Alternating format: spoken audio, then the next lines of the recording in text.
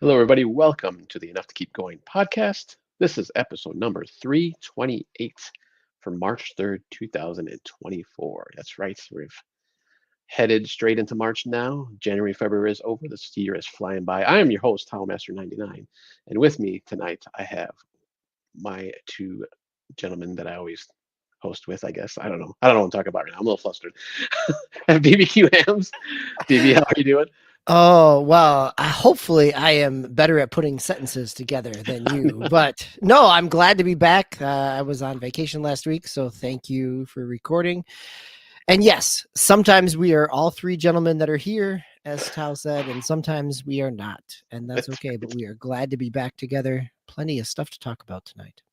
Oh yeah, lots of games and news tonight, and of course, Mr. Game Logic. Game, how are you doing? Good, man. Good. How are you guys? Doing well. Seems you can structure a sentence better than I. Let's start out with our main GX stories. And actually, 2 weeks in a row now, I've been playing quite a bit. Actually, quite a lot of new things, or newer things to me at least. And I'm gonna start off here with Dead Island 2, which came out on Game Pass a couple weeks ago, I believe, a week and a half ago. I played a little bit before last week's show, but actually I didn't talk about much about it because I literally had just played like 10 minutes maybe, if even that. And I was playing. I'm going through xCloud, so I'm going streaming. I was doing streaming. I actually played on my Steam Deck. I was streaming through there, and the beginning part of that play session was fine, but then like the second half, I started having issues. I was on the road, so commuting, so I was probably just hitting some bad cell service. I was just tethered to my phone, so and I just started getting choppy and stuff, so I stopped playing. But then this past week, I was playing on my Xbox Series X. I was playing a little bit more. Got through like the first kind of like the tutorial level, and then up to the first house. I'll say, so I don't spoil it for anybody. That you How's get the to. how's the latency between that, right? Between playing it on an X and playing it, because it's a first person kind of melee first person shooter type of game, correct? Yeah, yeah, pretty much melee right now. I don't know if there's any guns yet. And maybe gotta say I know Game had played it, so like so there's gunplay too. But so far, like I said, other than that first playthrough or play session, the second play session was probably like half hour, maybe 45 minutes, and I wasn't really having any problems, no latency or anything. Was playing in my house at that point, so I had a better connection. And Xbox Series X, which I have in my living room, I actually have it plugged straight into my modem, so it's a little bit. It's going to be a little bit easier. But even that kind of first half of that play session, like I said, it wasn't too bad. So playing on the road. Um, so I got to that first house. I'm on kind of the second area or second house that I've gotten to, and that's kind of where I stopped. But it's pretty fun so far. You're just kind of you know beating, chopping up zombies, with whatever you can find in the area. So I've had like wrenches and big pipes and pieces of wood. I think when you start off, when you first get on the ground, I'll say, because you start off in an airplane in the game. So kind of a little bit of a wide variety of at least melee weapons so far. I haven't hit any guns yet, so we'll see how that is or how scarce ammo is, because it kind of seems like they kind of want you to do more melee than anything, just because of the way you're kind of like chopping up the zombies. You can like knock off limbs and just even hit parts of their bodies and stuff. You can kind of chop into them and see the innards. So it's kind of interesting. But so far, it's I'm having a good time. But like I said, like it's only been like 45, 50 minutes total that I've played, but I'm having a good time. I never played the original Dead Island, but I did play Riptide, which I believe was free on Steam, I think, or one of the services on this past week also, or a couple weeks ago, I think it was. So I picked that up. I haven't played that again though, so I wanted to try to hit that first before I played this again, but I just kind of jumped into Dead Island 2. So having a good time. I think there was what, 4 or 5 characters you could choose from, with like they have different abilities and stuff. So I picked this. I think she's Irish, maybe Scottish. Yeah, sounds more like Irish to me. Woman. So I just going through her right now. Game. I don't know if you played any more of it recently. I don't think. I don't remember you mentioning it, or if you had. Not anytime in like super super recent history. But I mean, I played a good chunk of it. When it originally launched.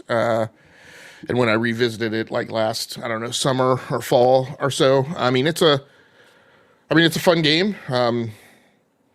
You know,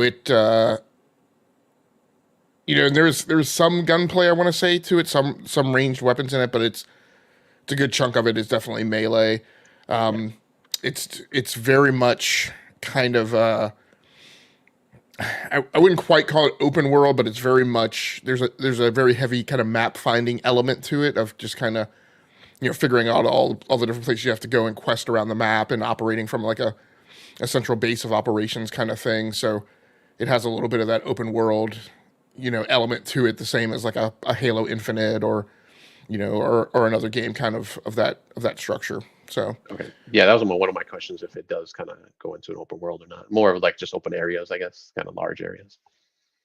All right. Yeah. yeah, and Like I said, it's a lot of I wouldn't quite call it puzzle solving, but because it is that kind of map finding questing, oh, this way is blocked, how do I get off to that way? There are also a lot of kind of the map is very much kind of a character in the game, right? There's a lot of like choke point areas and like areas like, even though you will become like more powerful and have access to more weapons, there will just be some areas that you're like, okay, you don't want to dork around like in this area, right? Your objective in this area needs to just be to move through it as quickly as possible. Even large areas where you would kind of think, if you're like a Walking Dead fan and you kind of look at it and you're like, oh, I'm fine here. I just need to I can, big wide open area. I can easily outmaneuver and stay out of reach.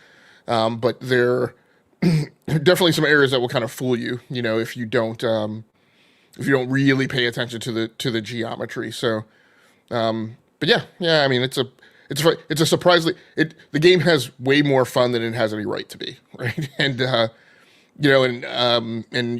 unfortunately, we're going to talk a little bit about tonight, about it maybe would have been super interesting if we're going to be talking about a lot of, I'll call them, transformations and farewells tonight to studios, and it may have been interesting if maybe we had coordinated and said, hey, let's all play games from these studios, like before. So it's interesting, but very much appreciated, that you picked this one.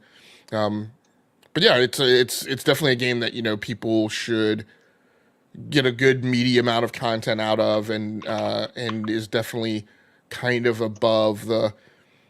This is a game that, man, it's.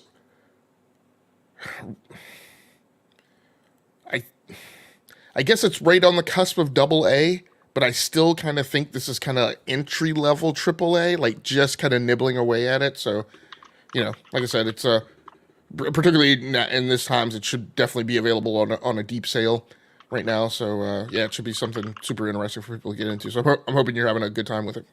Yeah, I'm definitely having fun with it. It's kind of like those like Just Cause and those kind of type of games where you try to just fool around in the world. And I didn't really get into anywhere, at least not right now, where I didn't find something to grab and try to defend myself. So looks like they're pretty liberal with the weapons, or what you can use as a weapon. I did get a katana at one point, and I haven't really used that too much. I kind of just used it really quick when I first got it. But then I'm kind of saving it because your weapons do break over time. So I figured save that for a boss, or if there is bosses or mini bosses and stuff like that. So down the road. But yeah, I kind of liking these.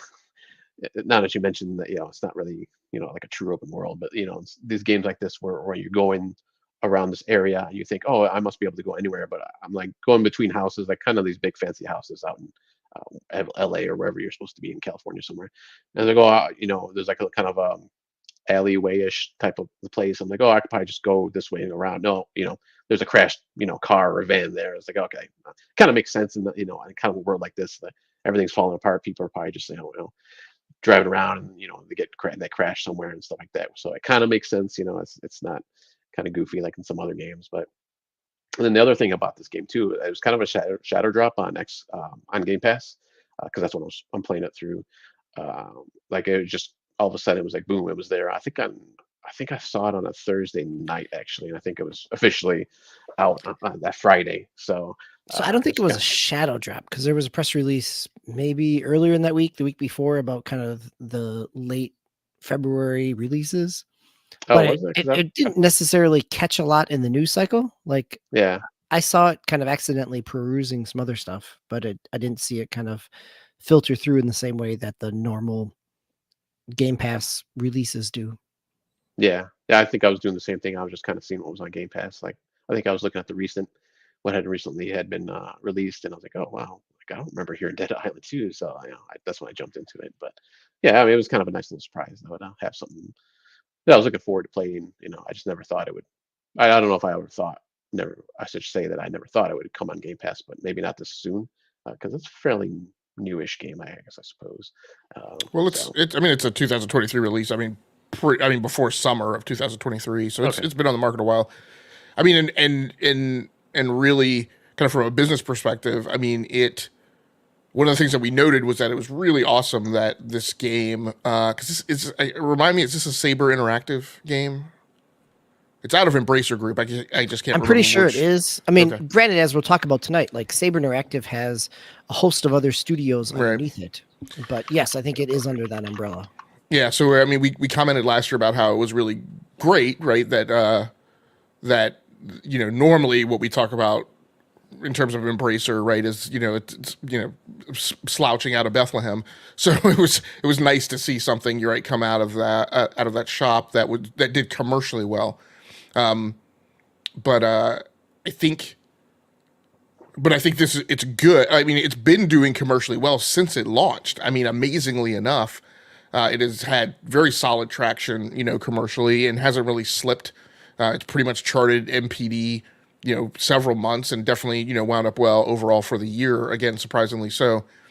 So it's a very appropriate arc at this point for it to drop into Game Pass, and hopefully, picked up, pretty good contractual deal from Microsoft as far as credit for a certain amount of consumption up front with an upfront payment, and with royalty arrangements thereafter, based on consumption. So it's they're charting a good path with it. I think the thing that's most fun about the game, just kind of going back to the review aspect of it, is as you go through it, I think what you'll be surprised is, again, like I said, I think you'll be surprised by the geometry. There's just a lot of, kind of like you mentioned, right? You go into this area, you think it's a straight shot going through, but then you hit a locked door or a wall that's a destructible wall, but it takes a time to destroy that wall. And then you have threats, that come around from different places kind of unexpectedly. And then sometimes that geometry will constrain your weapon usage as well. But I think the other thing that winds up being super interesting about it is as you hit the boss enemies, the structure of their attack style and their defense style and where they are in that geometry, all of that kind of interplays in a way that I think comes off very surprisingly. Like there aren't huge, with DBQ and kind of going back to Destiny 2, right? There aren't these huge, these huge set pieces, but you go into a huge wide open area or where the geometry is very kind of obvious, where cover is and things like that, and where you can go and kind of stall and rest and reload and not really be subject to attack or get out of line of sight of the enemy. That's a lot more kind of obvious in the level layout of something like a Destiny 2, I would say. Whereas in Dead Island 2, you're like, oh, or there's a few set pieces where, how do I want to say it without spoiling it? There are features of the geometry and of the battlefield that are not like everything else. There's not just walls and floors and interior houses and things like that, right? That are just they're gonna be kind of little teeny tiny like tactical mini puzzles for you to decompose, right, and figure out very quickly on the fly as you're battling a boss. So should be, like I said, should be a pretty fun time. yeah, and that was developed by Dam Buster Studios and published by Deep Silver for Dead Island 2. So. DB, any other comments or questions on Dead No, Island? just fact checking our Embracer connection there. So, and also, real quick, welcome Adikon, Ocelot, and Laura Wana to this show. Thanks for joining us tonight. All right, let's jump into the next game, which is again my game. It's Pocket Car Jockey Ride On the Nintendo Switch. Something I never thought I'd ever play in my life, but I've kind of been in these card games lately. And I mentioned this one, I think last week. I mentioned it. Call it a card game, but it's a card like racing game or horse racing game. I thought it was more of like cards, like you get a card and it's going to be some kind of buff or something for the horses. But no, it's just solitaire. You're playing solitaire in this game, and that's kind of boosting you as you're doing these races. It gives you more stamina, or more energy, so it helps you as you're going around the track, and racing. It's a very odd game that I never thought I would. Just like two game genres that never would go together, but I mean they make it work. Actually, it's actually pretty addictive. I've been playing that a lot this past week. So this was originally, I believe, on I think mobile. I think iOS. It was Apple. What's their service? So it started as a 3DS game, right? Because this is Game Freak. Game Freak, yeah, yep. And then came on mobile. It came to Apple Arcade, which is where I played it. I played it earlier, probably in January. I played it. I spent probably a week diving into it. So how does it do the in between solitaire matches when you kind of have to map out where you're going within the race? Like if you take an inside corner, if you try to go pick up an item, do you use a touchscreen for that, or does it use controls? You can do both. So you can use touchscreen, and just use the controls. So and doing that, I usually just use the touchscreen. Doing that part of it, at least, seems to be a lot easier when you're doing that little track thing. So yeah, but it's so Game Freak, the makers of Pokemon, it's one of their I think rare non-Pokemon games that are out there. And yeah, it's a very interesting game. Kind of dark at the beginning, actually, without spoiling anything. It's just stuff happens to your character, and then you kind of come back and you're trying not to win these races. But something I never thought of that would happen. But those in between, like when your character is interacting with other people, it's kind of just like a static. Kind of like Pokemon, where it's just the speech bubbles, and you're talking, and you have to go through some dialogue elements, but not too heavy, but a little bit in the beginning, like just because they're trying to explain everything to you. You got the little helper, and I think you can turn that kind of helper guy off. And I think he even mentions it when you're playing. You just tap him, and he'll shut up, so he won't keep talking at you. But it's kind of nice, just because I've never played this game before, so he gives that tutorial aspect to it. So yeah, I've been pretty decent. I haven't. It's kind of a hard game. Like I haven't won like every race. Like even at the very beginning, like I was losing quite a bit of them. I think that was part of it too. I just had to kind of get used to what I had to do within the races. There's kind of a couple different elements, gameplay elements that you can do to, like I said, to do the stamina and energy and stuff like that. So, but it's a fun little game. Playing on the Switch, and I was kind of looking for it on other things. I didn't realize it was only. That's when I kind of found out about it only be on Apple Arcade and stuff like that. So, which I guess kind of makes sense. Yeah, that's only going to be on Switch. It's kind of obviously Game Freak. They kind of Nintendo, not owned, but partners. So, but fun little game. I've been enjoying it. Now I'm gonna keep playing it this coming week. And I guess you can do breeding. I don't know if you ever got to that aspect of it or not, DB. Yeah, you can retire your horse, and they can, as they've leveled up, they may have certain qualities or characteristics, which then you can breed them off and get another generation of horses. Yep. Nice. Yeah, I think I made it through a couple different, I don't know, probably at least 2 different horses over time. And I'm sorry, I was just reading some comments here. Juana says, let's go. Swissguard's on there. He says, evening, gents. He says, Juana says, it's interesting when things don't seem like they work together, like pineapple on pizza. LOL. I don't know about that one, Juana, but that's all right. And then Swissguard says, I think I'll have to download the Pocket Jockey demo tonight. Yeah, there is a demo for it too, so you can always check it out. So, all right, if there's no other questions or comments on that one, DB, you want to jump into your game? Sure. Let's go from a little original 3DS game and kind of mobile focused to something that is sprawling even bigger than it originally was. Right. So a couple weeks ago when I was gone last week. The week before, I talked about playing the Final Fantasy VII Rebirth demo and really enjoying it. I had played through the Nibelheim aspect. And then on the 22nd of February, it opened up the kind of open world section of the demo. So I played through that a little bit, and it's pretty nice. It's pretty enjoyable in like a map fill up, check off boxes on map type of way. So I ended up I ended up purchasing Final Fantasy Rebirth, but I did the package that you could do for $70. You would get remake and then the intermission or intergrade, depending on, and then the new game as well. So I had played Rebirth, but only when it was on PlayStation Plus. So as I know, at some point I probably will not be subscribing. It was well worth picking up for $70 for all three. So I just want to make sure. I know you've said it twice, but I'm still flabbergasted. So I just want to make sure. So for $70 on PlayStation, a Square Enix game, you got the last half thing of the remake, the intermediate whatever thing or whatever that they put out, and the new game for $70. Yep. Okay. Wow.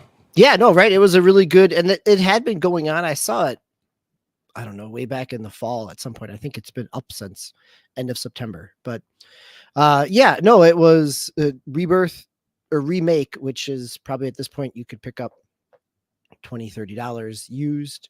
But I think it's the Steam version of it on sale is $35 when it's been on sale. So it's been out there for a while. An intermission I've seen on sale for like $15. So, and I'm not obviously I'm not a Final Fantasy guy. So was it when the first half of the remake thing launched, was it a full $70 game? Oh yeah. Well, Okay. I mean, it was a full $60 game because it came out on PlayStation 5. I mean, PlayStation 4.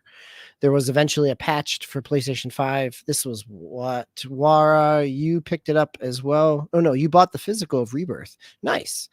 I'd be curious to see how. I am not very far in it, right? And so this is the other piece of Rebirth, is that it is a ginormous game. Reading the reviews, anybody I've heard people go anywhere from 80 to 120 hours, depending on how much you want to do. It is a big open world. I really, in the midst of all else we're talking about in terms of the news tonight, I think the Polygon commentary opinion by Ollie Walsh, in terms of it came out end of the month in February. Games like Final Fantasy VII Rebirth aren't sustainable, and the Sony layoffs prove it.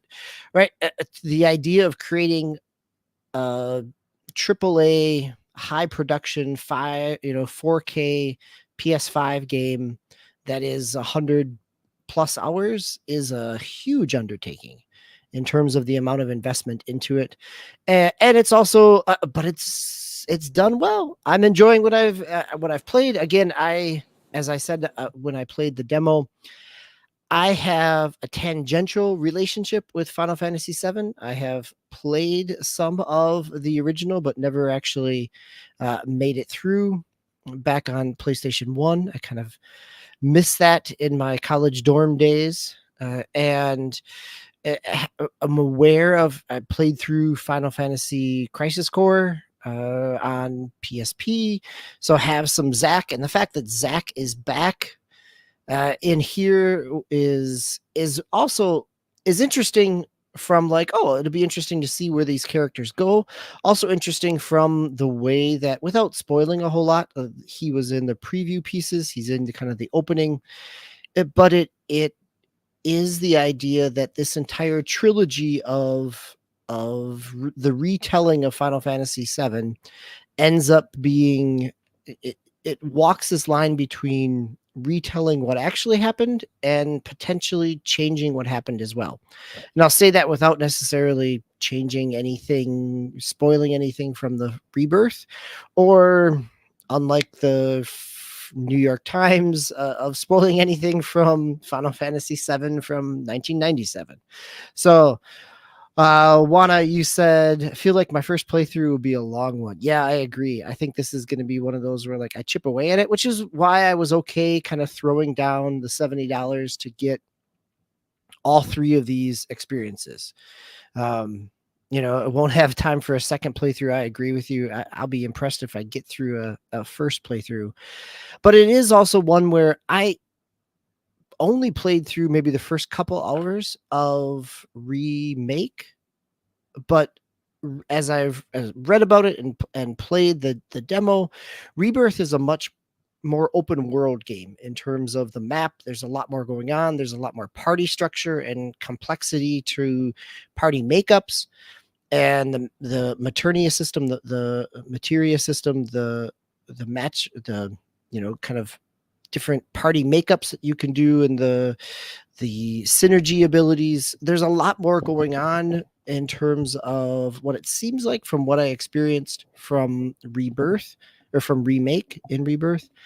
And I think that one of the things that eventually drew me to it, not only just the kind of Final Fantasy, prestige aspect of it, but I miss kind of a big open world RPG, right? Like, there's been a number of RPGs that are RPGs, but they still kind of funnel you into certain kind of linear paths at different times. And there's a lot here going back to that kind of bloat. There's all kinds of kind of mini games. There's a big open world aspect. I've heard people compare the original open world, or the first section of the open world here, to the hinterlands in Dragon Age Inquisition, right? There's a whole lot there, but you can kind of get bogged down in it if you stay there.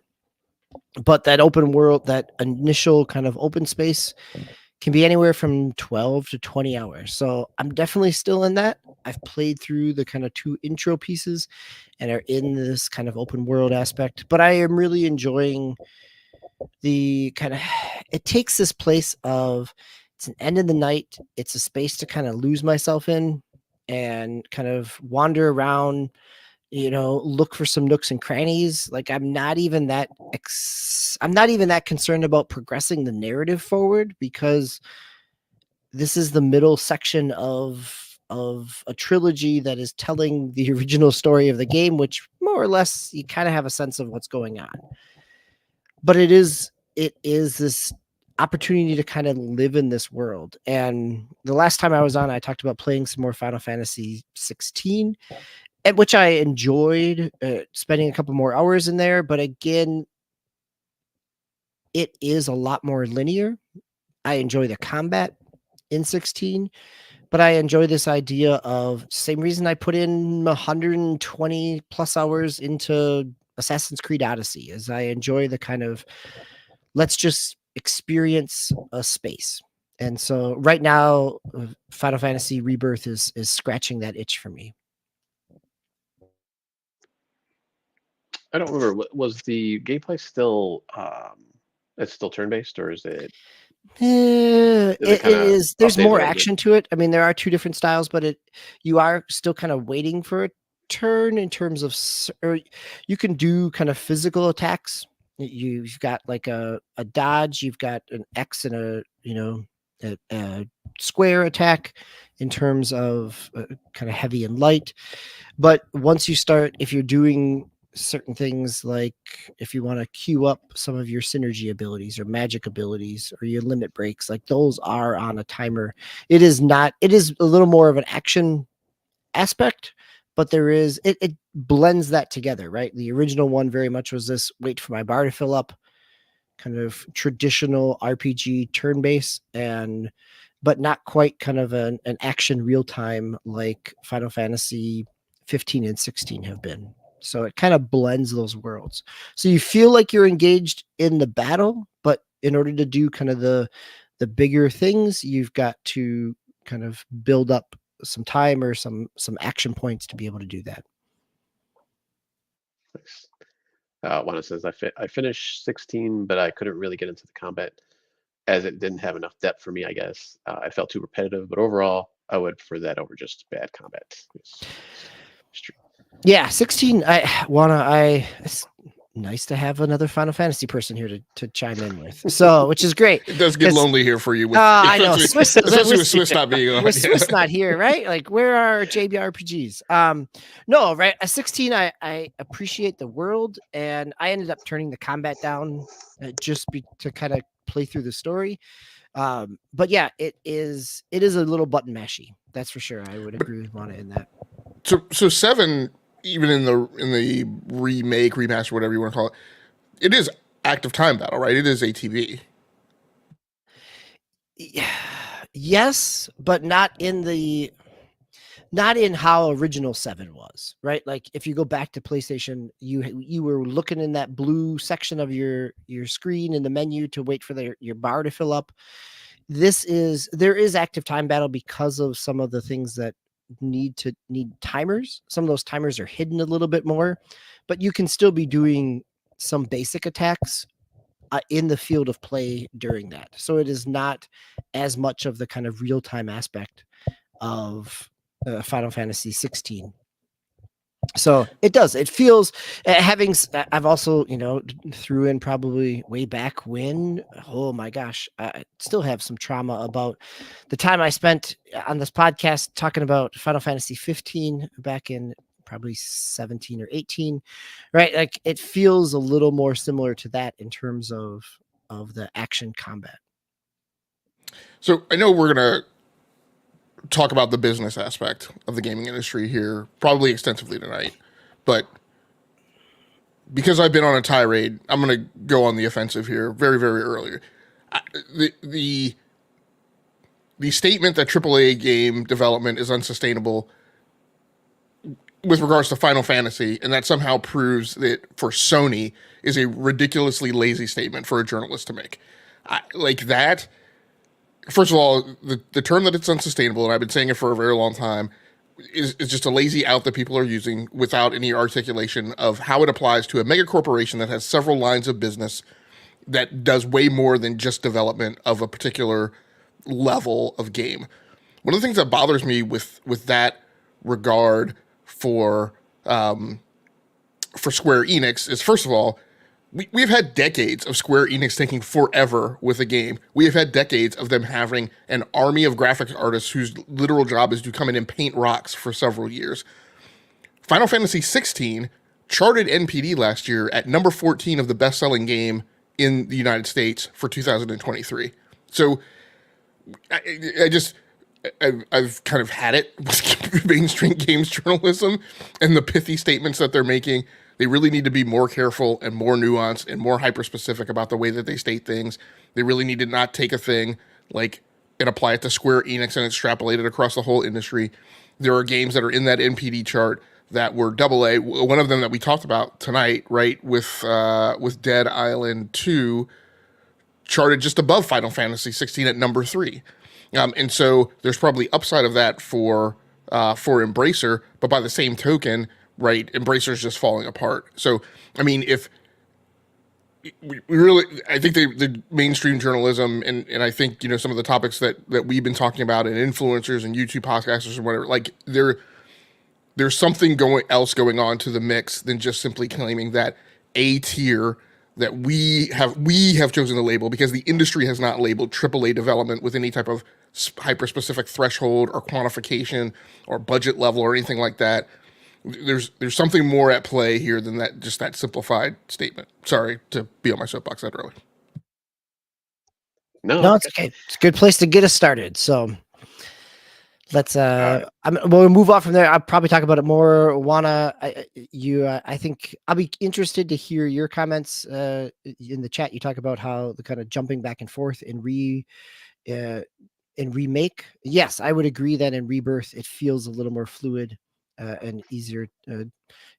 As you said, sorted it out. Yeah, I think Intergrade, the intermission aspect, was a little more fluid as well compared to as stiff as it felt in terms of remake. So yeah, Rebirth seems to definitely. I'm enjoying going back to I'm enjoying just having combat out in the world without necessarily having to worry about all the machinations of the Final Fantasy plot, and just enjoy the combat and kind of party makeup. Because at this point, you have a party, where in a lot of remake in a lot of remake in the first one, you had a very limited party.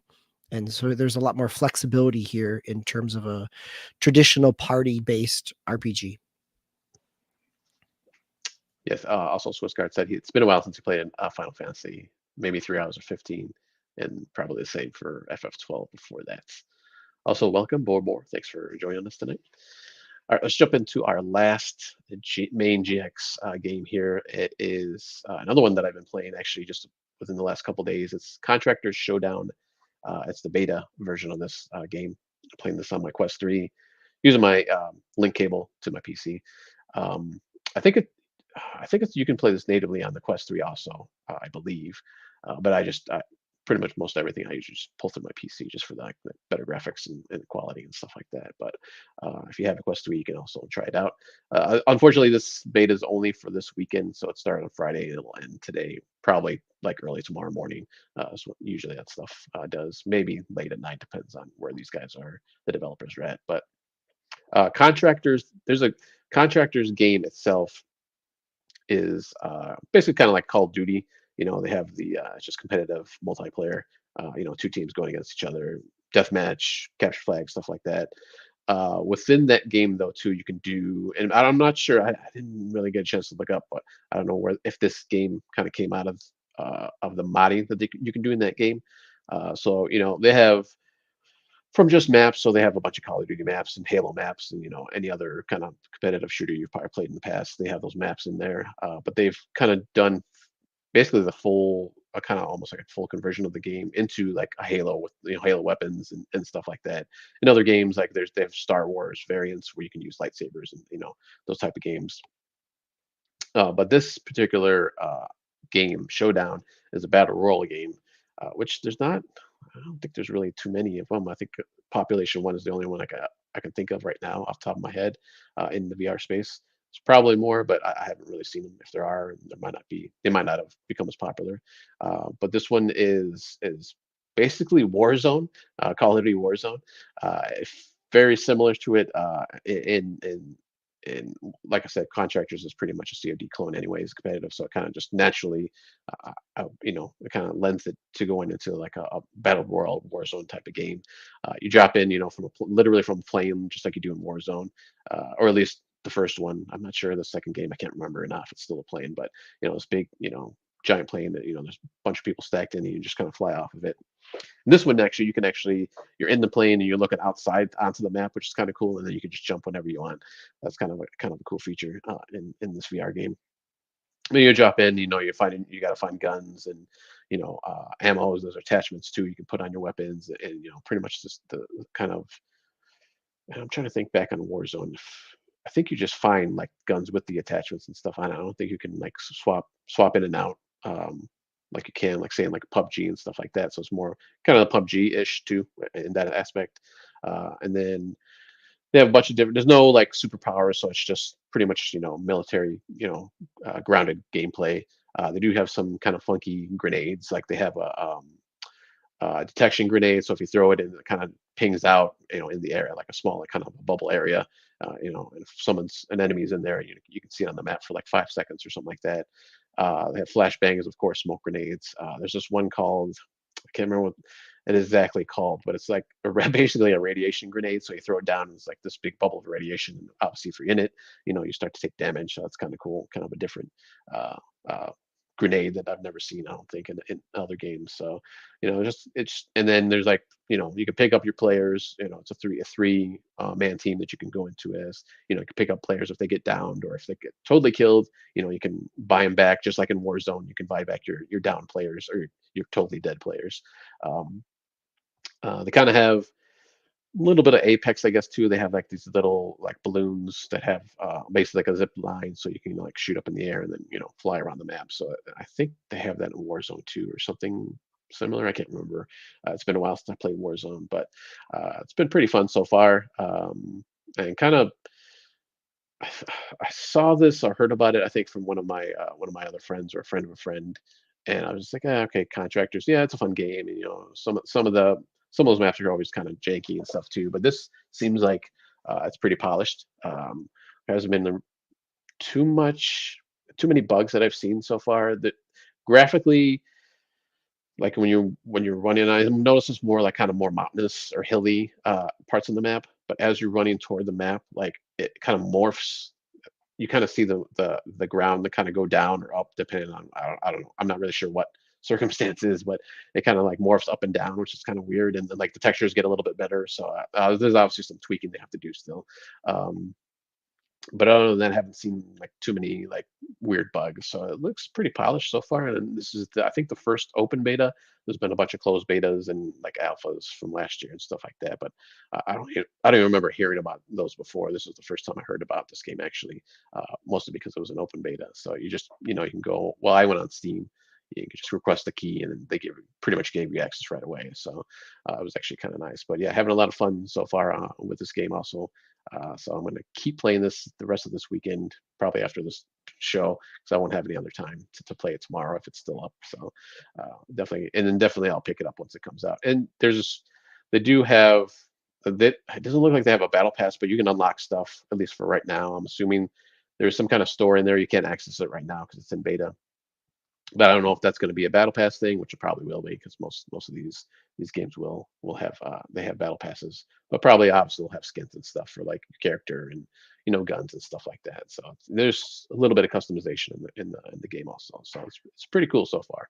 I was actually kind of surprised, but so I've been playing with a friend of mine, a couple of my friends. So we're having a good time in it right now. Any questions or comments on that one? No. No, I was just trying to look to see what else this team has done before this. So yeah, Contractors is the only other game that I know of. I just like the base game, so I'm not sure if they've done anything else before that. All right, DB. Let's jump into our main news headlines. It looks like you have the first few.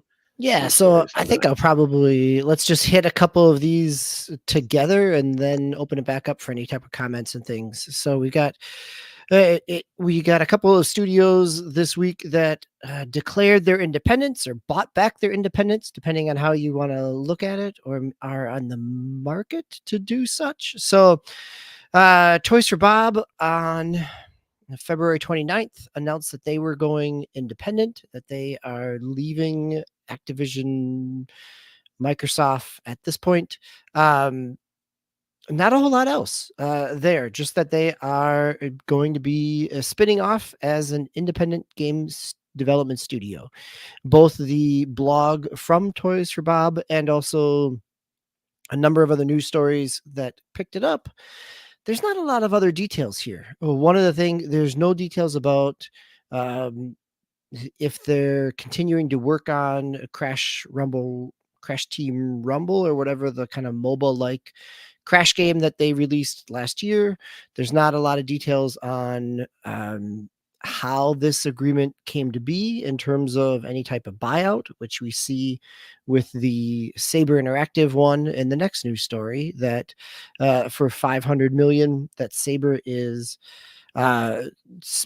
basically buying back and becoming independent. Saber Interactive is splitting off from Embracer.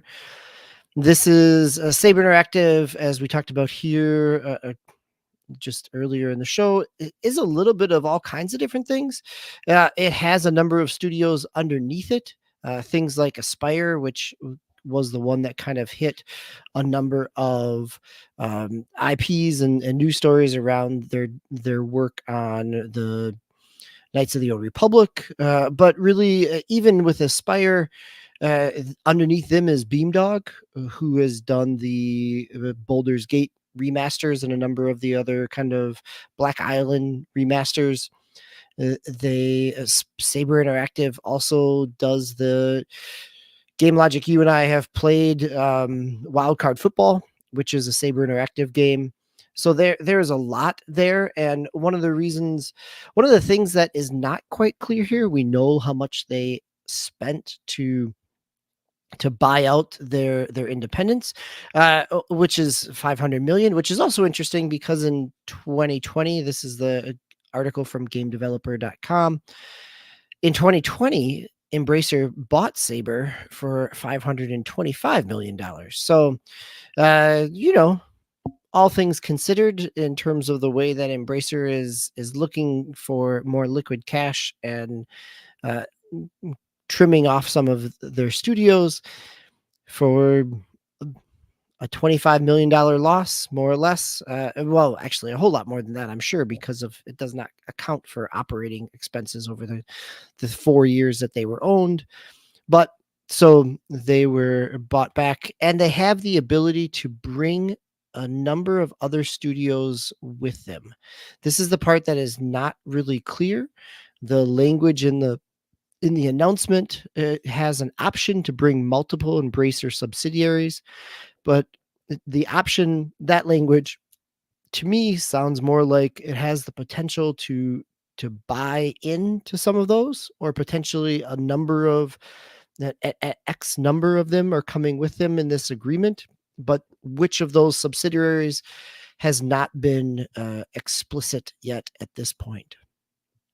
So, and the final independent story here is, as all that Saber Interactive stuff was happening, then we had a little bit of the rumor mill kicking back up around Gearbox, and the fact that it's been on the market for potential sale for a while. So this is not brand new news, more about that it seems to be getting close to some type of finalization in terms of a sale. So a number of kind of reports and rumors, but starting to corroborate each other to see that Gearbox has a path out of Embracer as well. Game Logic, Tao, did I miss anything on that quick rundown of those three studios? No, just with Toys with Bob, looks like they'll potentially have still a partnership with Microsoft once they kind of go forward, but no other details were said on that in their little blog post there. So sure. But again, it's interesting. Toys for Bob for the last couple years, outside of doing the Crash Team Rumble, has really been a support studio for maps related to Call of Duty as well. Yeah, that's what I was about to mention. They've done a lot of Crash in the past, and I was kind of looking through their wiki here. Skylanders, they're the Skylander studio back in the day. Done some Tony Hawk and some other things, but some looks like well, it's going back to the original PlayStation Saturn, but some original stuff. But yeah, they're regulated to the Call of Duty crew the last few years. Well, and Paul's Gaming Live points out not only what's here in terms of whether or not they were these. We had a news story here last month where they were affected by the cuts from Microsoft. I think there were reports that it was up to 40% of the studio that was being laid off.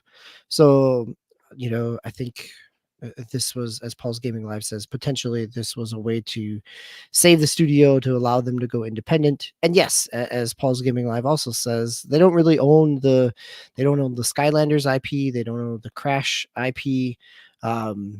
So what they'll do next, we'll see. I mean, they certainly have some chops around 3D platforming over the last decade or so. So, and they were also the originators of the Toys to Life franchise with Skylanders and its number of other iterations as well. So I will be, as somebody who had kids in their peak time during the Toys for Bob times, I think definitely I am curious to see what types of kind of mascot lighthearted creativity that they could potentially churn out.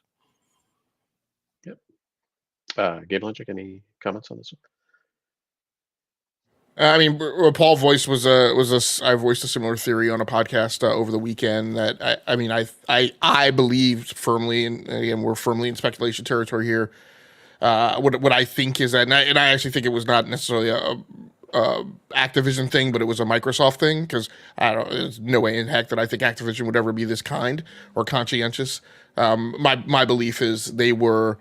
I mean, so my understanding is, where they are physically located from a studio perspective. I think they were, and this is, I mean, it's one of the things we're going to talk about, right? When we talk about, what are the things that corporations do to maximize operating margin? And I think a lot of commentators have leapt to this discussion that what game companies do is they immediately start spending more money somehow in a means to to save operating margin, which is not really the way that it works. One of the things they do, and one of the things that firmly gets targeted, is real estate, because that goes into overhead. And then that is part of what you have to pay out and takes money out of profit that you make. So my understanding was Toys for Bob was part of a consolidation move from a real estate perspective in the offices they were in. They were going to have to shift, and I think occupy offices with another studio. My belief is that they were going to eventually that they were told they were eventually going to merge with that studio.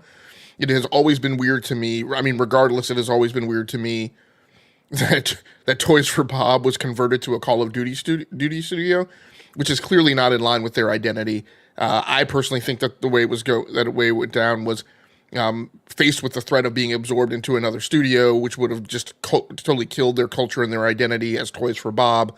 Either they campaigned for, or they were offered that, rather than do that, you guys can go your own way, which I think is how they're going. I mean, the Saber Interactive thing, unfortunately, I mean, I think you guys know that I have a place in my heart for THQ, which all of these things kind of revolve around. They were in and around the whole original, breakup of THQ and sell off, and then reassemblage into Embracer, and then actually before they were Embracer, they eventually became THQ. They were originally THQ Nordic. They were Deep Silver had purchased them for THQ Nordic, and then Deep Silver was purchased. Yep. Yeah. So I mean, the whole the whole thing has been unfortunate. For me, haven't been a fan of that publisher / studio. So I'm glad they're going that way. Gearbox being next. Randy Pitchford is a co-founder of Gearbox. So I mean, some people have wondered whether or not, Randy Pitchford was coming along with Gearbox. He will come along with Gearbox. I think he's the only remaining founder. I think everybody else has left. So, my main commentary on this thing is I'm not, a lot of people think that this is a good move, and sure it is. It's better than the studios just being closed. My cautionary tale is, they're not going out into a non-hostile environment, right? They are being cast adrift without big financial backing to survive on their own in what is now a very harsh biodome, right? In terms of the gaming industry and the market. So it is actually quite likely that, the odds are stacked against them, and it is more likely that they won't make it than that they will. So we'll see how it goes. I don't have a lot of high hopes for the notion that they're going to get any type of partnership with Microsoft that gives them a financial lifeline, because Microsoft just laid off 1,900 of its own employees from its Xbox division. Part of my, again, firmly in speculation territory, part of my suspicion of what's going on at Xbox is Amy Hood has tapped her foot enough and has said rent is now due. And that's why you're seeing a lot of these moves and a lot of these things that could have easily been done before, but weren't. And my belief is that she's kind of finally had it, and she said, "Look, you guys are going to have to start doing some things now."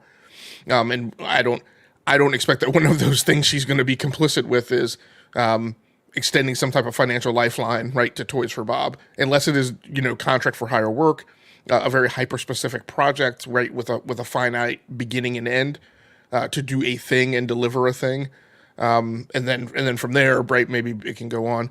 I would personally like to see. I think it would be neat to see Toys for Bob line up with Nintendo on a project. Given that they have chops on doing things similar to implementation along the lines of Amiibo, so it would be nice to see them take that opportunity. I actually think that would be a healthy environment for them to go into, with a lower cost project, lower overhead. A hyper-focused corporation that is only focused on creative works, right, in terms of Nintendo, than all of the other business lanes that, a Sony corporation and a Microsoft corporation get into. So we'll see how it goes.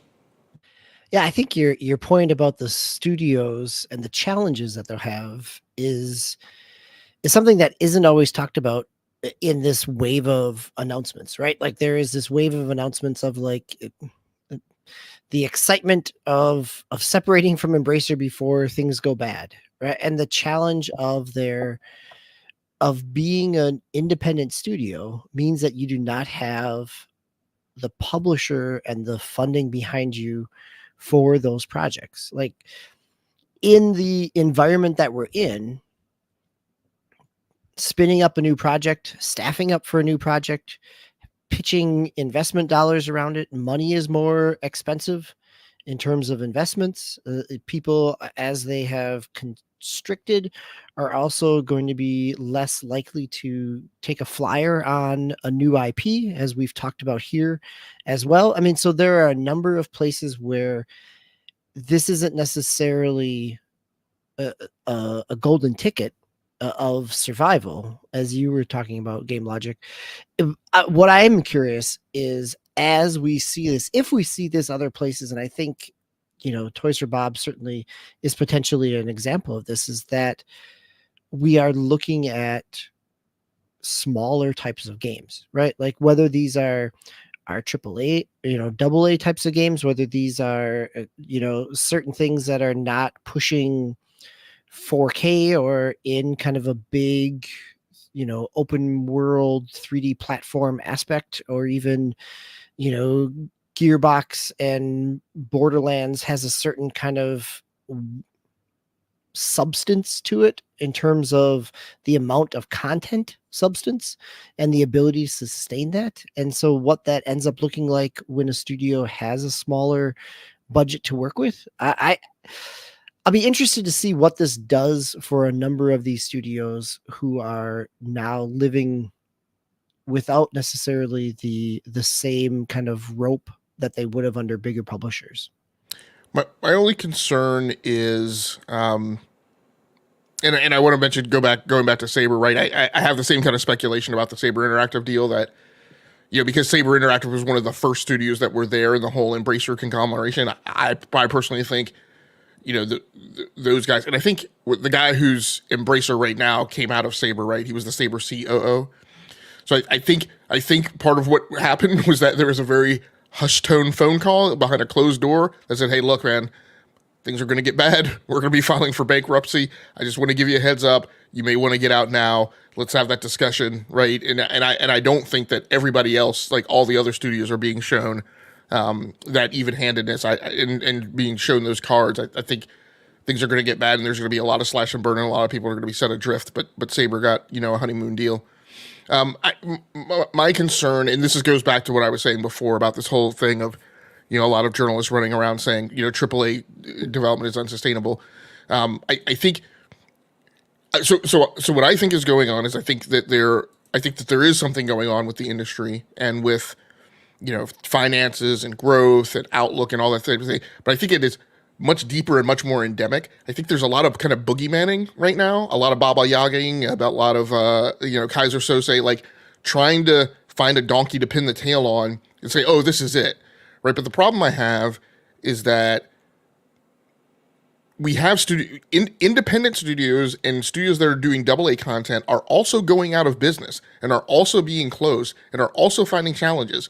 We have the Immortals of Avium studio, who things are looking very bad right now. We have studios where, I can't remember the name of them. One of them might be in the rundown tonight, but the 3 or 4 heads of that studio all took pay cuts, all took no pay for 2 or 3 months, and still had to let several developers go. So there is a problem going on in the gaming industry. It is not solely attributable to AAA development. It is not solely attributable to exclusives. I think a ton of people who, quite frankly, just don't understand running P&L are, like I said, trying to make a boogeyman out of something. I personally feel something that they don't like, something that is easy, and something that scratches at the very tip-top surface of all of the things that are going on. And I've written extensively about it, like over the weekend. You look at things that should have caused a shot in the arm to growth of the industry. Huge technology advancements in the last 4 years. Game Pass creating an alternate business model and low cost of access. VR, like all of these things have come along, and yet there has not been explosive growth in the industry. And so one of the things that I think needs to be acknowledged and needs to be considered is, putting we in our bubble and in social media and in like intensely within the environs of the gaming compartment, we have this sense and this belief that putting a game controller in our hand is a very natural, organic thing. It is not, I believe, natural and organic for like 60% of the rest of humanity, right? We talk about playing video games and how you kind of come alongside them and how you approach entertainment, right? The fact of the matter is that still that the notion of interactive entertainment is not the norm around most of society. I constantly mention this because I sometimes get frustrating because of like the various things that I've done in my life, like having to get into environments where I have to understand relative motion right down to a very small compartment of time, and how closely objects approach each other and things like that. Like regular human beings like literally have a problem processing the notion of relative motion, right? Like, so we have this concept that like platforming and using and getting into like very close tolerance, like jumping from ledge to ledge, and all these things are like natural and native, and dealing with parallax and all, like we have this whole thing. Like, we saw this when VR came along, that part of the big problem with VR is that tons of the human race just are not able to process sensory information through that type of medium and through that type of delivery mechanism. And so this notion, so to a certain extent, like, I sometimes, when journalists say this and people say this, like, I don't understand what everybody's thinking. Like, are we thinking that like 70-80%? I mean, because you look at where the gaming industry is now, and you look at the number of people who play video games, and I'm like, are we thinking that like 60 or 70% of the human race is eventually going to become gamers? Like, I don't think that that's practical. And we also need to think about, we look at mobile, right? And people go, oh, well, look, mobile exploded. And so just by virtue of putting games on mobile screens, it's like the type of content that's available on mobile is inherently different from console and PC style games.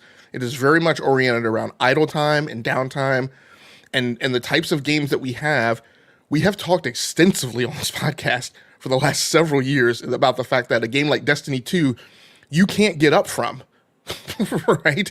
We have tons of games that come along that aren't oriented around the notion of pausing.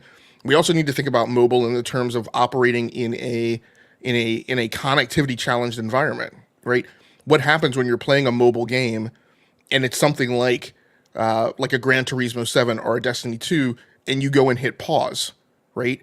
And you walk somewhere, and now your content is subject to a loss of connectivity, right? So I think there needs to be a more intense discussion about the notion of what is the max bubble of growth that we expect. Are we at a certain degree of gaming content fatigue, consumption fatigue, around different societies? The notion that the types of games that are played in the West are not the types of games that are played in the East, where you do have larger, huge populations of gamers. Like, there's tons of points of disruption in this conversation that extend beyond AAA games and beyond exclusives, and I think the conversation needs to be a little more sophisticated and nuanced than what's going on right now. All right, let's keep going and jump into our next news article real quick. So this is coming from GameInformer.com. NetEase Games has pulled back the curtains on its newest studio, Bullet Farm, led by former lead David Vanderhaar, I believe is how you say his name, who led the Call of Duty Black Ops series, which is, I think I've mentioned many times, one of my favorite Call of Duty series out there. Excuse me. Bullet Farm, aims to develop a new AAA game that utilizes first-person gameplay with an emphasis on co-op in Unreal Engine 5. And this is going to be obviously an original universe, since he's got nothing to do with Activision anymore. This unannounced title will craft a more intimate and relatable experience while offering a fresh take on first-person gameplay. So, we don't hear, other than that little tidbit, there's really not much else on the game itself. Obviously, it's still early on. They mentioned in the article they're still, hiring for the studio. So, but I just thought it was an interesting article because, like I said, Black Ops series is one of my favorite studios. So I'm going to be trying to follow this closely to see, what he comes up with. It's not a competitive shooter. So, it's going to be a co-op game, but I'm all for co-op games too. I've always enjoyed those growing up. So we'll see how this comes up. Any comments on this one? Any thoughts? No? All right.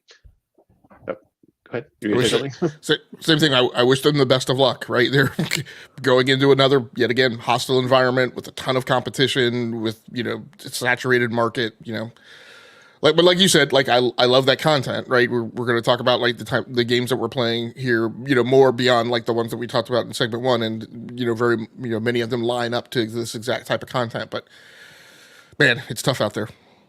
Yeah. Any difference though with this one, because they are backed by NetEase? I don't know if that makes a difference in because obviously they still have to produce, once they get everything, going. So, Well, NetEase were the same people who were backing Cliff Bleszinski and Boss. I can't remember what they. I went to that studio and did the demo for Lawbreakers. I can't remember Boss Key Productions in North Carolina. So, they're also NetEase are also the people that had a tizzy falling out with Activision late last year over being their proxy company for sell through into China. So, I mean, again, I hope it goes well. I don't consider it like a leg up or a super advantage, in this day and age, in this current, industry dynamic. It's we'll have to see, I guess. Yeah, definitely. All right, let's jump into the next article, which is yours, Game Logic. The most played Steam Deck game, for February 2024, which actually I almost put on here myself, but then I decided not to. Yeah, you guys stacked the agenda with a lot of very disappointing stories, so I wanted to inject something that hopefully was a little more feel good into it. So this story over on Gaming on Linux, Valve has revealed the list of the most popular games that were played on Steam Deck throughout February 2024. So let's take a look. So for members of the audience who are out there listening, everybody here now has a Steam Deck. So, this is one of the lists that we periodically take a look at just to see what's tracking well on there. At the tip top is Pal World, which, have you played that on your Steam Deck, Tal?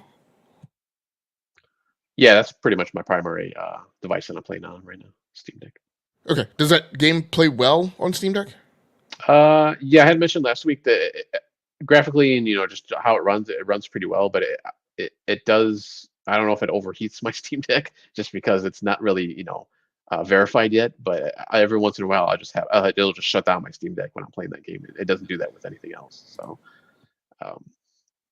yeah. So I mean, but I guess the point of this is because there's kind of Rust-like gameplay in it. It's a thing that you could play on your Steam Deck, kind of maybe casually while you're sitting on the couch with your significant other and kind of pick away at like progress and recurring tasks that you have to do. Yeah, definitely. Yep. Yeah, you can I probably don't really play more than an hour or so in a game session. So, yeah, so it's fine for that kind of stuff. Okay, Baldur's Gate 3 is on the list. Again, it's been on here forever and a day. Good to see Persona 3 Reload pop onto the list. We need more JRPGs. And I don't say that facetiously, even though I'm not a super huge fan of them myself. They're a genre that needs support, right? So it's good to see that there's a venue, piece of from a hardware perspective where those things make sense. People jumping into Elden Ring, clearly spurred on by the DLC that's coming. I guess the beginning of this summer. A weird one to me is people playing Helldivers 2. But I guess maybe those are randos who probably aren't on comms. I haven't played Helldivers 2, so I know in many other video games, those are the people that I find often problematic. But maybe it works. I mean, heck, it's helping with Steam Deck uptake, so that's great. Grand Blue Fantasy Relink. What are people do? Like, what is going on? Because it's not supported on Steam Deck.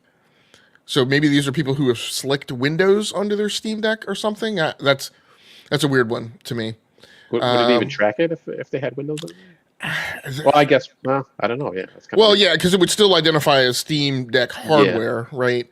I guess. Yeah. Even though the operating system would be different. So I don't know. I mean, it's good. I have Grand Blue Fantasy Link, so it's good to see that somehow people figured out how to get it on a Steam Deck. Deep Rock. That's just an RPG, or what kind of game is that? It's an RPG, but it's an action RPG. Yep. Okay. It is a JRPG, but it is very much like full on action. It's no ATB to it. It's just a full on action RPG. Okay. Deep Rock Galactic Survivor, which I think DBQ you briefed out a couple of weeks ago. Cyberpunk 2077. And I'm not saying these in order. I'm just picking out some things on the list. Monster Hunter World. Good to see that. Balatro, which I guess got pulled in Japan or some region. I can't remember. In the PAL region. Okay. Is where the news story was. Yep. Let's see, anything else kind of up here. Hogwarts Legacy continuing its trend from being the best-selling game in the U.S. last year. Those are the ones that just stood out to me. So, continue to see good uptake on Steam Deck. and titles that have all come across the agenda on E2KG. So good to see that. Yeah, a couple Persona games. There's Persona 5 Royal, however you want to say it. Hades is on there. Elder Scrolls Skyrim, which I was like, whoa, really? Okay, so it's kind of interesting. Yeah, it's a like I said, I was looking at this article too the other day, but I figured we had a lot on there already, so it's good that we're going through this. DB, you want to take us out of the news with? Sure, let's do this quick. We've talked about layoffs plenty of times. I think we covered a number of kind of game industry situations in our previous discussions. So I just want to hit a couple of the other news stories related to layoffs. So we had Sony laying off about 8% of their employees. Sony Interactive Entertainment laying off about 900 employees, about 8%. That is covering a whole bunch of studios. Some of the studios that were impacted are your big kind of high tier, high profile ones like Insomniac, Naughty Dog, Guerrilla. The extent that those studios are hit compared to some of the other ones is not necessarily known. Sony London Studios is shutting down completely. London Studios did the Sing Star games back in the PlayStation 2 and PlayStation 3 area, big karaoke games. They have been doing a bunch of VR stuff. I think they were also connected to Blood and Truth, which was the PlayStation 1 VR game, which was incredibly enjoyable. Never really got ported over to PSVR 2 or any other place.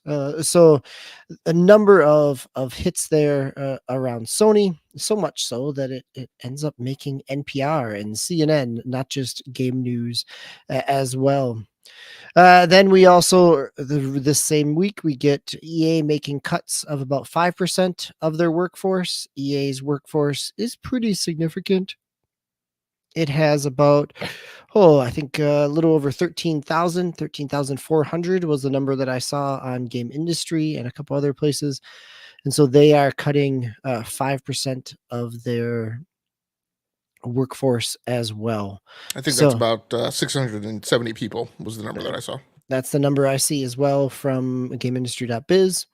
And then there were a couple other publishers or smaller studios, the Until Dawn studio and the Deck 9 studio, which is the Life is Strange spinoff, both cut over 20% of their staff, their workforce as well. So again, in some ways, it is valuable to talk about in terms of bringing attention to kind of the state of game industry, as Game Logic talked about. I think it sometimes makes for easy headlines when you are pitting very profitable corporate company against a number of small studios, feeling the impact at a discrete and granular level.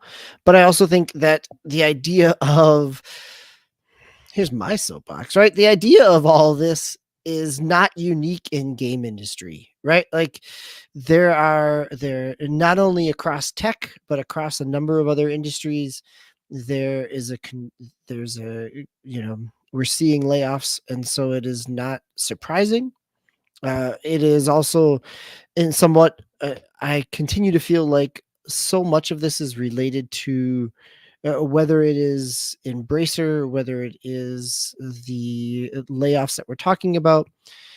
So much is related to the cheap investment money and the bubble that was COVID-19 in terms of the industry's growth and engagement, and how that was not necessarily one, sustainable, but also historically accurate within the rest of the trajectory of the game industry. Yeah, you're right. I mean, it wasn't an organic event, right? The industry, that arc was not caused by the natural evolution of the industry. And that's a really great point, right? And my whole thing about my tirade as well, right? If you go back, right, and so in 2020, before we really started seeing data that really skewed things, right? The industry was projected to grow 9 point something percent CAGR over 6 years, 2020 to 2026. And so then you had the pandemic come along and people react to that and respond to that beyond that curve. And so again, despite the factors that you've had, right, during that time period, and normally, I mean, even as good as console sales are going on now, a thing to consider is that normally it's the introduction of new consoles that causes some growth, right? That is what causes, new customers to come into the space. And by and large, I think we're seeing a trend of data that tells us that most of the, customers for the new consoles are all repeat customers, right, who upgraded. So, like I said, I think there's part of things that are more societal and sociological that are going on that are intermixing with the economic projections, that, again, people are seeking to grasp, right, these business only or these lines of business only causalities. And I just think it's beyond that. But, it's a really good point, DBQ. Yeah, and Paul's Gaming Live hits it there. Surely these companies should have factored in the growth because of the bubble. I think, this is an interesting piece here, Paul, and how much we'll ever know about this, right? Like the idea of how much of it on the ground in those studios, the companies were aware of it, or at least aware that the sudden bump was not organic, as Game Logic said. But for shareholders, for corporate suites, right, you see this turnout, and there is either the belief potentially, or the hope that engagement and investment would continue and be sustained, or that if profits were that good one year, why are they not good? Why are they not as good the next year, right? Like the unreasonable expectations in some of this as well. Yeah, I think an interesting thing to consider, and I just offer this like as a thought piece, is, right, consider the scenario where there were people who went out and bought Nintendo Switches, maybe even Switch Lites, right? Because I think that's a huge part of the problem. From the Nintendo Switch signifies a large block of consumers, right, in the console space right now and in gaming in general. And Xbox is this way too. I mean, at least with Xbox, we have pretty clear indicators that, we actually have statements from Microsoft, right, that say that the Xbox Series S is really the thing that's selling the best. I don't know that we have any indicators, at least not that I've tracked, that tell us what the intermix is between full-on Switches, including a breakdown of LCD versus OLED versus Switch Lite. But so consider that there are a lot in that pandemic timeframe, that there are a lot of people who went out and bought Nintendo Switches to play Animal Crossing, and they idled away playing that, right, sitting on their couch while they were on lockdown. What happened when the pandemic lifted and those people went back to the office, or at least probably, because I think the natural state that's going on around corporate America is that your observability, right, that you're getting from your boss in a post-pandemic timeframe, even if you're a remote worker, is much more intense. And daily meetings frequency and expectations, like all of that stuff has ramped up, even if you haven't been told to go back to the office. So regardless of that, my point is that, those people started having other demands on their time. Because remember, we are in an attention-driven economy right now, in my belief, from the perspective of consumer products. And even though maybe even we poo-pooed it, but definitely other people poo-pooed it years ago when Netflix asserted that its competition was Fortnite. It really is, right? I balance video game time now with my numbers of subscriptions, and while I am binge watching Doom Patrol and the ruthless aggression era of the WWE, that's all balanced, right? And I'm super consciously aware of, hey, I'm not on Call of Duty right now, right? And there's a limited amount of leisure time available. So my point is, these people got Nintendo Switches, they whiled away playing Animal Crossing, then they hit points where they were able to go back out and start dating. They were able to go back out and start going to the movies. They, now had errands to run, because now you can't say, hey, I can't go do a thing, or, I can't go get a driver's license or do all these things. Where in a lot of these things, from a logistics perspective, there were leniencies with it. Like, I mean, even in my state, like there were during the pandemic time period, you didn't have to keep your car inspection up to date, right? So everybody's now got either voluntary or mandatory driven things that are now impactful to their time. And I think a lot of those people took those Nintendo Switches, those Nintendo Switch Lites, and they put them down, right, on a nightstand or a dresser or whatever, and they've just sat there. And they're not active participants in the gaming market now. So potentially that's also a possible, damper effect. I don't know. And I will say, sorry, just to piggyback on that last story too, by the way, I would definitely say, look, if you're a consumer and you're listening to the show and you listen to the show to hear little tidbits of things that we throw out of recommendations and advice, do not go buy a PlayStation VR 2 right now. Right? Like that line of business for Sony, I believe they're done, right? They've closed the one studio down that they were really having doing that content. Maybe they have one other, but all indications are they're pulling out of that line of business. They're trying to get that thing to work with PC. I think that's just to sell off like the remaining inventory that they have now, because they'll deploy it. It'll be on Steam. You can go buy games for it over there. But I think they're maneuvering in a direction where they don't want to be bothered with it. All right. You know what? Just to end it on sort of a high note or a happier note, Nintendo Switch, March 3rd, 7 years ago. So anniversary of the Nintendo Switch, which is kind of amazing if you think about it, just because of the I guess lack of power that it has. I shouldn't say like it does have a lack of power of all the other systems that have come out since, but it's still going strong, and hopefully we'll get some announcements soon or sometime this year at least of the next Switch. All right, so let's jump into our round robin regular rundown. And it looks like it's just Game Logic and DBQ because I really haven't been playing much else this past week other than Pal World, which I kind of talked about a little bit. But Game Logic, if you want to start us off with some PS5 gameplay. Yeah, I'll go quick because we're coming up on our 10:30 p.m. Eastern Standard Time when we'd like to wrap up. And all these things are pretty much redundant plays for me. So I've been playing Gran Turismo 7 on the PlayStation 5. I would say from that, I continue to have a relationship with the campaign. It is maybe not as toxic as it used to be. However, I will say my feeling of when I'm playing through the Gran Turismo 7 campaign is I feel like I'm in the boardroom in a suit and tie, like pulling at my collar, waiting for my boss to stop philosophizing about his viewpoints on business, so I can get back to the lab and like do technical work. Meaning it's super structured. Like you finish a thing, you got to go back to the cafe and talk to the guy. Versus when I'm playing Forza Horizon 5, when I just get in my car and I go to my house and I play. Like it's much more. I feel like I'm in much more of a suit than I am going through a casual campaign. That being said, the game is great when it's on the track. I played the Alsace track this weekend, which I think is the Spa-Francorchamps track. Which is where they hold the Grand Prix of Belgium. It's kind of a unique track, just as it has a right hander with an upslope, with your car pulling horses, trying to get up the hill while it's trying to race everyone. So it's kind of a unique track. So that was really fun. The other thing I've been playing is, and I've been playing that in quality mode, by the way.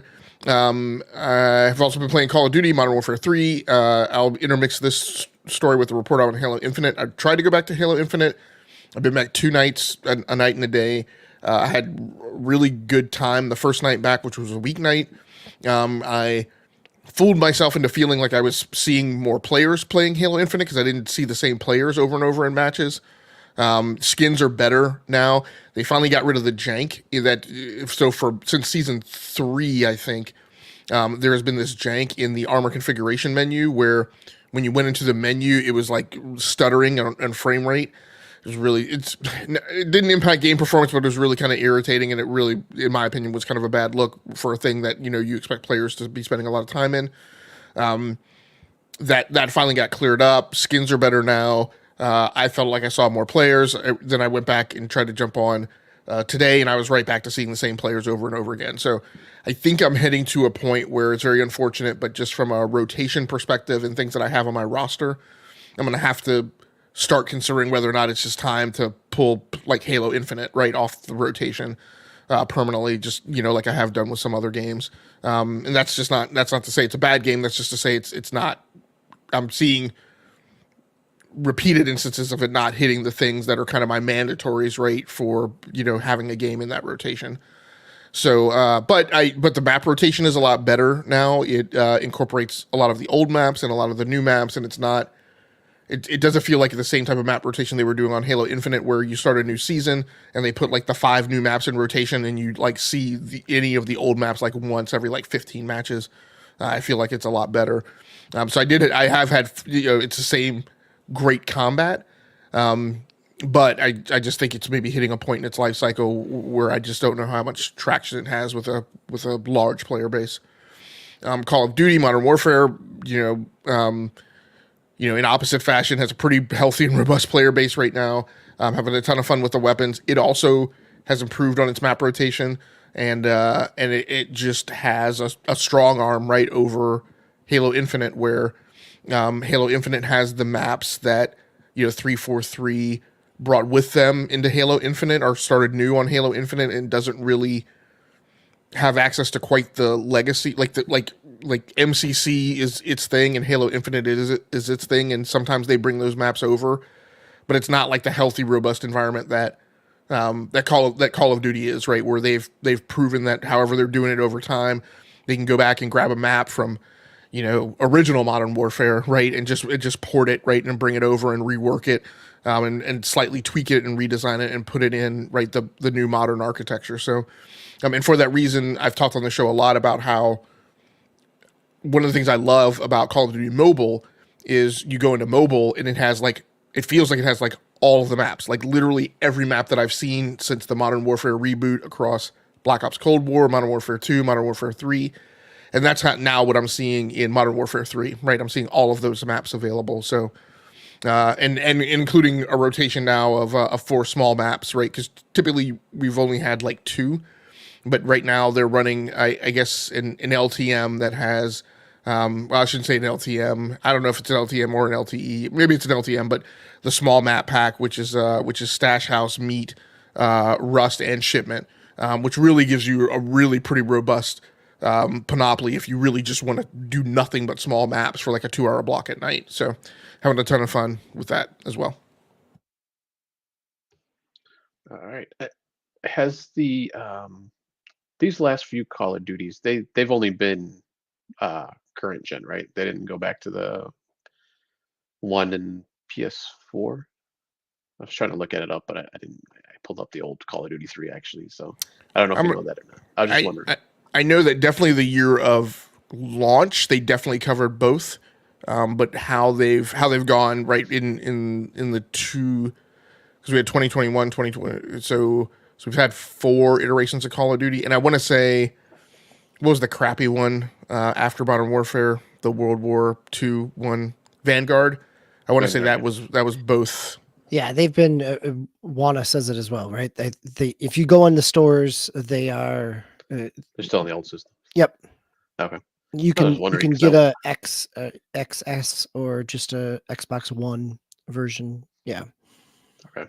That's just interesting because I would have thought by now they would have totally been new gen, next gen. So I don't know.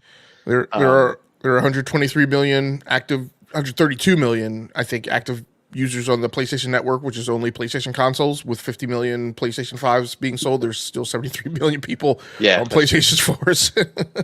Business wise, yeah, I mean, it makes sense. So, but yeah, I know there's always like they try to do that cutoff, but I guess you have such a big series like Call of Duty, they're gonna just keep it going. All right, so we've come to the end of our show for tonight. DB, we'll get to your Cavern of Dreams next week, maybe. DB, what are you going to be playing coming up this week? Anything besides? I would say I'm sure I'll be playing a little bit of Final Fantasy, but I also will play a little bit of Cavern of Dreams to be able to talk about it again. So yeah, I'll talk about that. Cavern of Dreams just launched on Switch, came out on Steam last fall. It's a N64 3D platformer, so I'll talk about it more next week. Oh, cool. Game Logic, you're going to be continuing on your COD kick here? I am. I will jump back on as soon as we're off of this podcast. Nice. All right, and I will continue with Pocket Card Jockey, as I mentioned before, because unfortunately I would keep playing Showdown, but like I said, it's a beta, so it's over after tonight or after today. So yeah, I should mention those. So all those shooters I'm playing on PC. By the way, I think I've firmly made the flip where I'm not playing shooters on console anymore at all, ever. Is that just because of a controller keyboard mouse thing? Yeah, just in. Yeah, so I mean, the Xbox I abandoned first console wise from a shooter perspective because for whatever reason, and it's me, I'm not saying, but I use the Alt key as my slide and crouch key, and on Xbox for some reason it's not consistent, right? And I cannot have my slide and crouch on Call of Duty not work consistently or Halo Infinite. On PlayStation, I was continuing to play Call of Duty because that was fine. But where my PlayStation is, I have to like move things around to get a mouse and keyboard on it. So I'm just doing it all on PC now. Yeah, cool. I understand. Completely understand. All right. So that is it for episode number 328. Next week, DB will be the primary host. Thank you for everybody who joined. I think that's a record for commenters for this episode. Borbor, Wana, Swiss, Ocelot, E-Nate actually just jumped in the latter half of the episode. Paul's Gaming Live. Thank you all for joining us. Please come back next week if you have a chance.